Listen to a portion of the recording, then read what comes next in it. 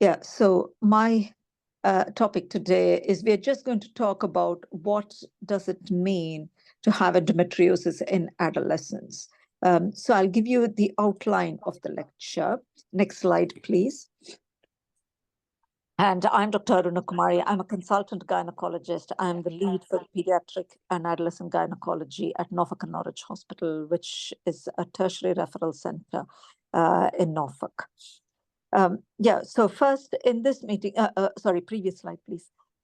We are just going to do, the format is going to be based very much like a question and answer session. So what is endometriosis? How common is it? What causes endometriosis? What does the patient complain of? Are there any body changes that this condition causes? Next slide, please. And are there any different types of endometriosis? How will you diagnose it? And how do you confirm the diagnosis? And how do you treat it?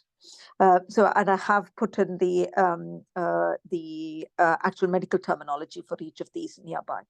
So next slide, please, again. Yeah, so what is it? Endometriosis is a disease where the tissue, which is the lining of the uterus, also called endometrium, hence the terminology endometriosis, grows outside its normal location.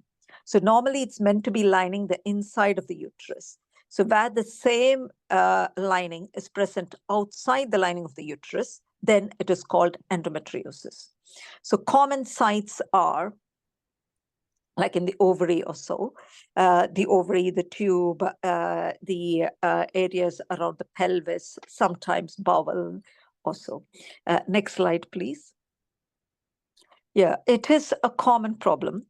And we still think that the magnitude of the problem is still not completely reported as yet. So it is present in about 10% of women in the reproductive age group, which means 15 to 45. And it is present in a much higher percentage in women who are infertile. So about 50% of the women do have endometriosis. Hence it's more common in this population. Globally, it's considered about 190 million, but this was about 3 years old, this data. Next slide, please. Yeah, so what causes endometriosis? The exact specific cause still remains unknown, although there's lots of research going into it. But we do not know exactly what causes it at the cellular level. We believe it is likely to be an imbalance in the immune function. Immune is where the body reacts to foreign substances. Or it might be an imbalance in the endocrine function.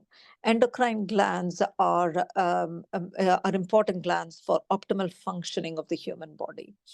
And we believe that the endocrine disrupting chemicals, which are now commonly present in the environment, do play an important role in the reason as to why endometriosis has now become so common, whereas it wasn't this common in the previous decades or so. Next slide, please. Yeah, sorry, this is more technical and I'm not going to this. Next slide, please. So if you can see the data, so we on my left side, we've got the normal ovary, and on the other side, we've got the enlarged ovary, which is more in gray. So there you can call that an endometrioma, which is an ovary that is filled with endometriosis and its secretions. And the red spots, sorry, go back again, please, are the patches where the lining of the womb is implanted outside the lining of the uterus. So it can be studding the peritoneum, the pelvic cavity also. Next slide, please. Yeah, the symptoms. So what does the adolescent complain of if she has endometriosis? The commonest complaint, as was mentioned by Dr. Latthe in her slides too, is the pelvic pain. This can happen either during a period or outside of a period. So it can either be cyclical or non-cyclical. Heavy periods is also one of the symptoms. Subfertility is quite uncommon in the adolescent population just because fertility is not on their agenda at this age group. Fatigue, tiredness, and malaise do feature quite prominently in the symptom category, because endometriosis is now considered a chronic inflammatory condition. Sex is quite painful for these young girls. They also have trouble passing urine, particularly when they complain of pain when either opening bowels or passing urine. They also have, some of them do also have bowel symptoms, which can either be loose stools or very hard stools. Bloating is another common complaint as well. It is important to mention here that not every single patient will present with all of these. And also by the same token to mention that endometriosis can often be incidental and not be the cause for any of these symptoms at all. So either option is possible. Next slide, please. Yeah, so here, this is more like an infographic, like a diagrammatic depiction of what the problems that endometriosis can cause. Next slide, please. So yeah, so then we go on to an examination when you're seen by the gynecologist. Again, not all of these examinations may be undertaken in every single patient. The examination will be tailored to the situation and to the symptoms that the patient complains of. Sometimes we might examine the abdomen, which is the stomach and the tummy area. Sometimes we might need to do vaginal examination, or we might even need to put in speculums, which is an instrument where we use to see the cervix better. Rectal examinations may also be undertaken, but it has to be said that these are extremely rare in the adolescent population. Next paragraph, sorry, next slide, please. Physical examination may show some signs, but again, I don't think we need to go into that now. Next slide, please. Yeah, so this is how a vaginal examination is undertaken. So there will be a hand on the abdomen, the abdominal hand, and 2 fingers in the vagina to feel the uterus and the cervix and the tissues in between. Next slide, please. So now just a quick brief outline about what are the different types of endometriosis. So predominantly it's the first 3. So it's either called superficial peritoneal endometriosis, which is the type that is most common in the adolescent age group. We then have deeply infiltrating endometriosis, which is quite rare, or endometrioma, which I've shown in the previous diagram where the ovary looked quite small. Extrapelvic meaning present outside the pelvis, or adenomyosis meaning the lining of the uterus is present in the wall of the uterus. These 2 are not particularly common in the adolescent population too. Next slide, please. Again, this is just the diagrammatic depiction. If I had the laser pointer, I would have pointed out which is deeply infiltrating and actually involving the bowel, how it involves the ovary, and any other organ in the abdomen and the pelvis. Next slide, please. Yeah. So now moving on to the diagnosis. How do we diagnose endometriosis? An abdominal scan is commonly done as a first-line investigation, and the abdominal scan will diagnose an ovarian endometrioma if it is present. It may diagnose deeply infiltrating, but that's quite unlikely, and anyway, that is quite unlikely in the adolescent population. But the abdominal scan nor the vaginal scan is likely to pick up superficial peritoneal endometriosis. A rectal scan is particularly useful if deeply infiltrating endometriosis is suspected.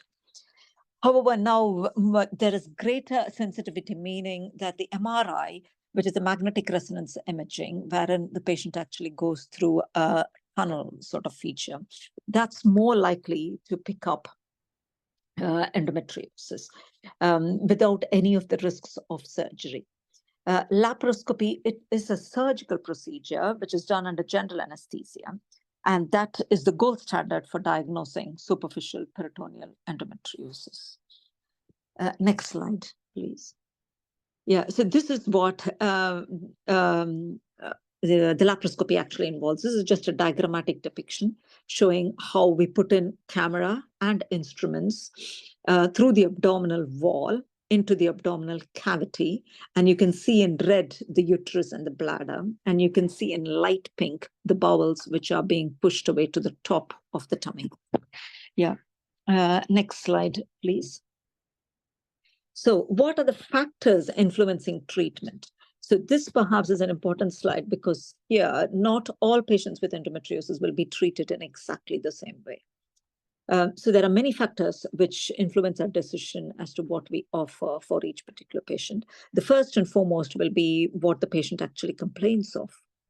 Then it might be the type of disease will have a bearing on what we offer. And the patient choices or her particular preferences as to what the patient is likely to accept or reject.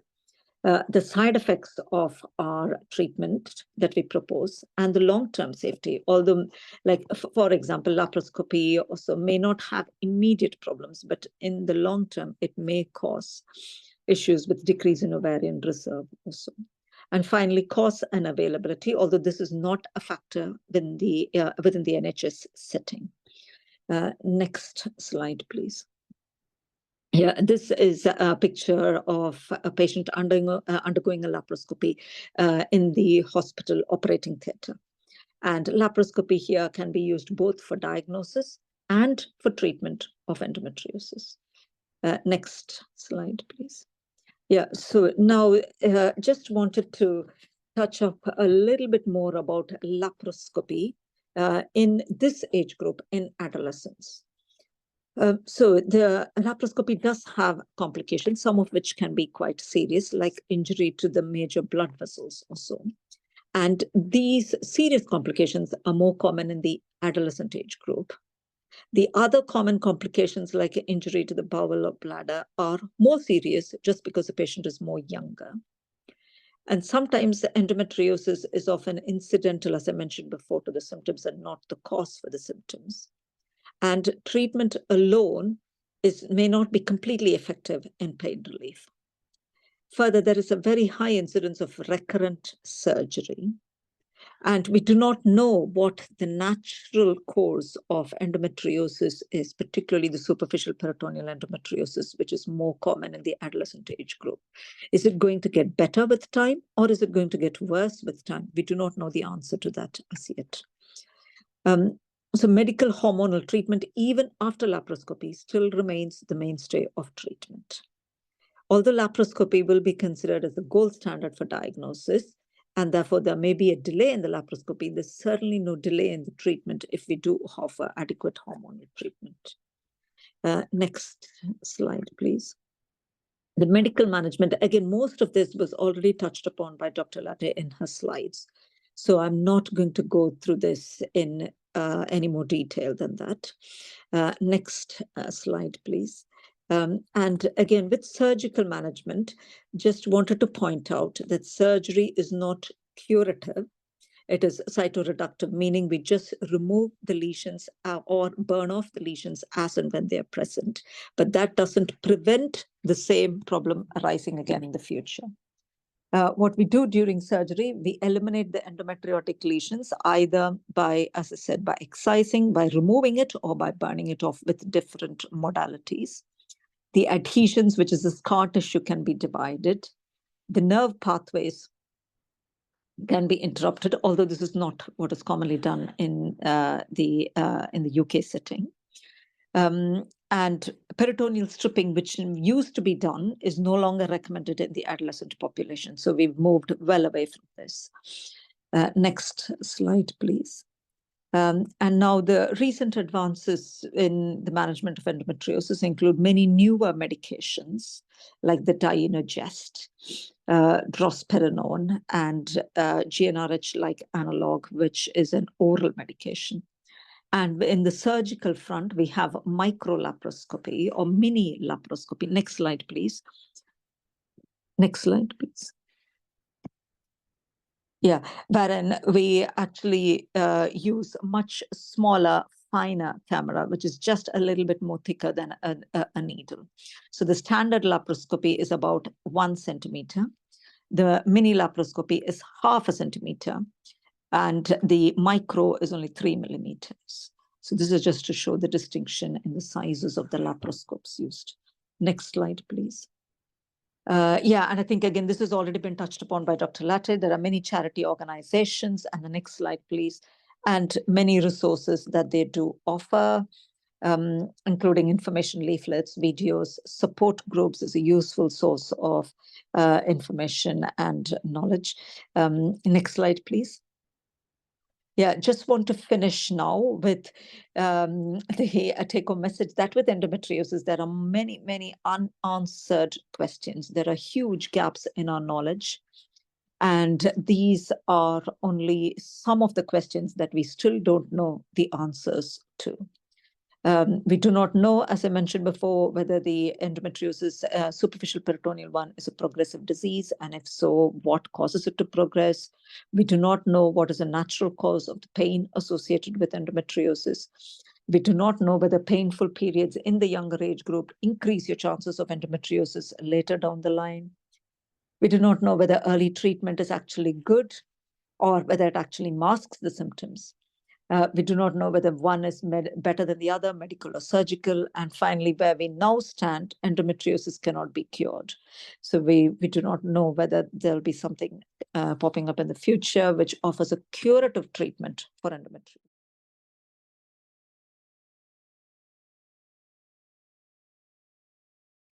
I'm going to just briefly talk about the conditions of heavy periods and painful periods, because these are the common symptoms that young girls and sort of young women present to us with.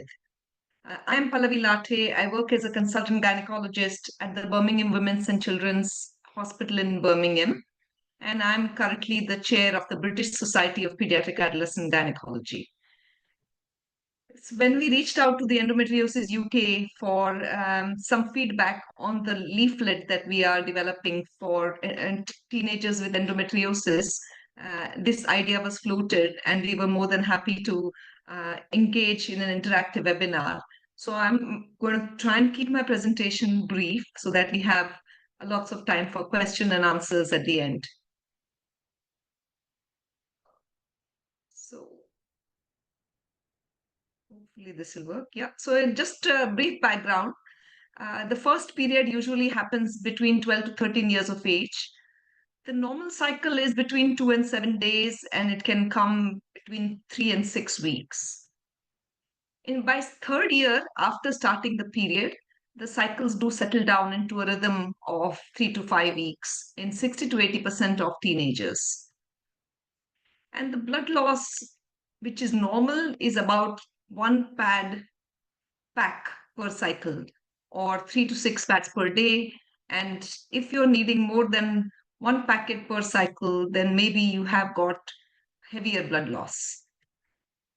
So when we as healthcare professionals ask our patients as to why do they think they have heavy periods, and we want to have a little bit more detail, it is useful to bring a menstrual diary, because menstrual diary will give you an idea of how frequently your periods are coming, how long they're lasting. And we also ask about other things like how it is impacting on your activities of daily living. Are you having to take time off school? Are you having to miss sports? And other context. Then we go into a little bit more detail about family history, if there is any history of bleeding and clotting disorders in the family, and even an older teenager if they are sexually active. There are lots and lots of menstrual apps that are available. A lot of them are free, and most teenagers now, when I see them in my clinic, they will just take out their phone and they are good. They're able to tell me straight away when their last period was, and the kind of bleeding issues that they're having. A lot of the apps will also allow you to keep the associated symptom diary, like if you're getting bloatedness or premenstrual spotting or cramps, if you're getting the cramps, when they start, and so on. If you are complaining of heavy periods, then your GP might have already done a blood count to make sure your iron levels are okay. If there is history suggestive of bleeding or clotting disorder, then we run some further blood tests. If you're having some symptoms which might indicate to us that you have, or possibly you may have, a problem with thyroid, then we might test the thyroid, but not usually. And the scan's not done initially. The scan is only done if straightforward, simple treatments do not work. Because we know that heavy periods, irregular periods, painful periods are extremely common, and most of the time they are not sort of associated with secondary pathology.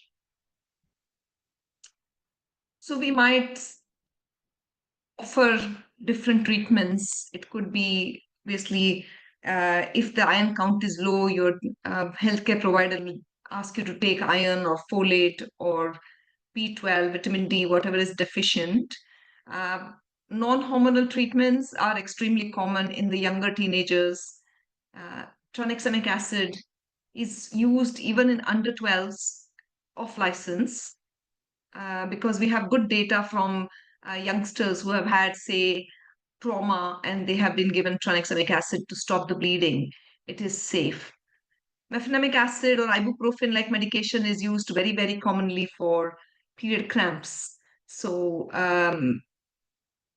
you can get Feminax or something like that over the counter, which works equally well. Just takes some food before you take these kind of medication so that it doesn't give you any heartburn. You will see in the next presentation as well that we use hormonal treatments for heavy painful periods, and especially if it is an older teenager who also needs contraception, then it does two jobs. But combined pills have got a lot of non-contraceptive benefits, like they are very good for stopping period cramps, taking care of heavy periods, and if we suspect some endometriosis, then we ask our patients to take the pills back to back so that we suppress the menstruation, because if the menstruation is suppressed, then the flare-up of endometriosis is suppressed. And the regimes are different. You can have 9 weeks back-to-back pills or patches, or you can have 12 weeks back-to-back and then have a 4-day break and then start again. Some girls take the pills back-to-back until they experience some bleeding. Then they have a pill-free interval for 2 to 3 days before starting again. For the younger teenagers, I tend to favor desogestrel, which is a mini pill. It doesn't contain the estrogen. And the drawback is that it can give you more irregularity in the periods initially. But the advantage is that it doesn't contain the estrogen, so it's tolerated better. And also, there is some worry about, not worry, but some concern that estrogen might affect bone mineral density. Although the studies are not clear, there are studies which support it and the studies which refute it. So we are not still sure whether or not combined pills actually do affect bone mineral density or not. This is in younger teenagers. In older teenagers, they are fine. Depo-Provera is an injection that is given every 12 weeks, and this is also a contraceptive injection, but it is licensed for endometriosis as well now. The Mirena coil is used in teenagers who do not respond or who do not tolerate the oral treatments. And the hormone coil, again, has got evidence for treatment in endometriosis. The length of treatment depends on individual and the symptoms. It depends on what you're using it for.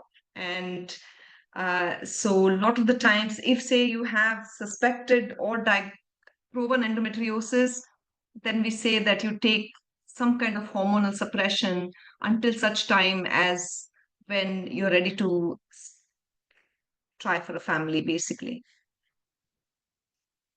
Long-acting progesterone in the form of implant is another option. It can be changed every 3 years. The drawback with all this long-acting progesterone treatments is that they can sometimes give you irregular spotting. Amenorrhea means stopping of periods, and the stopping of periods can happen in 1 in 3 women by the end of 3 years. With the Depo-Provera, 5% girls can gain some weight, and Depo-Provera actually is really good for stopping the periods altogether. So even if it gives you some irregular bleeding spotting, if you persevere, it tends to stop the periods quite nicely. With the hormone coil, there are less systemic side effects because the hormone is released in very small quantities in where it's needed, like in the lining of the womb. And 1 in 5 girls will stop bleeding by the end of 1 year. If it does work, which it does in 8 out of 10 girls, then it can be left in for 8 years. But for the younger girls, the hormone coil will have to be fitted as a quick general anesthetic procedure. The common question asked of me when I offer combined pills is whether it has got risks of cancer or weight gain or things like that. And I always reassure that there is no overall increased risk of cancer. It reduces the risk of ovarian cancer. And any increase in breast cancer is very, very small. And it goes back to baseline once you stop the pill. Painful periods, also called dysmenorrhea. If you have painful periods, 80% of the time you have ovulatory cycles, and the ovulatory cycles means there is a hormone called prostaglandin, which is released in your body. And prostaglandin is a crampy hormone. And that's the reason you get period cramps. So simple painkillers like paracetamol, ibuprofen, mefenamic acid, naproxen, those kind of things work really well. In order to be effective, what we advise is that you take this 8-hourly. So you do not wait for the pain to come back. You just take it at 6 to 8 hourly interval to try and keep on top of the pain. And that way it works much better than Hi. once the pain kicks in and then you take the Hello. painkillers. Scan is done if simple treatments aren't helping. And laparoscopy is done if we have tried simple treatments and there is no response and the symptoms are ongoing. In that situation, we would offer a laparoscopy. Or if obviously you've done the scan and there is something like unusual pathology, for example, if there is, say, obstruction, there is a septum or something like that, then we would obviously consider operations.